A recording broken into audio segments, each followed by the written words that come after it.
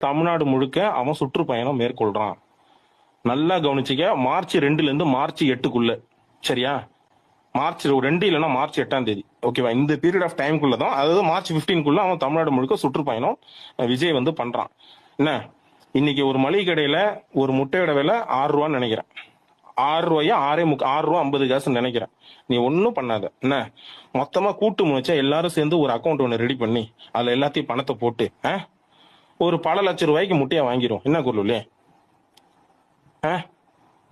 Done done done. இது நம்மளால முடிஞ்ச ஒரு சின்னதா ஒரு சேவை. என்ன, நாமக்கல் மாவட்டத்துல இந்த ரேட்டுக்கு எடுத்துருவோம். ஹோல்சேல் ரேட்டுக்கு எடுத்துட்டு, நாமக்கல் மாவட்டத்துல முட்டை ரொம்ப ஃபேமஸ். என்ன, நமக்கு தெரிஞ்ச பையன் இருக்கிறாங்க, பண்ணை இருக்கு. என்ன, அழுகி போன முட்டைன்னா அது ஒரு ரேஞ்சு 7 ரூபா வருது, அதுல 1.5 ரூபா தான் வரும். என்ன சொல்றேன்?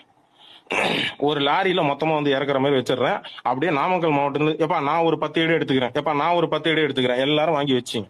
வரும், பீஸ் அழகா வரும். வண்டி மேல வந்து பாதி பாடி தெரியுற மாதிரி வரும். என்ன, சும்மா விடுற சொர்ரு சர்ரு சர்ரு சர்ரு சர்ருன்னு இறங்கணும். மண்டையில வந்து அவன் தோப்பா வைக்கிறதுக்கு 4 நாள் ஆகணும். என்ன, T69 T69 என்னன்றது அவன் மண்டையில ஆஃப் ஆயில் போட்டு காட்டிருங்க போதும்.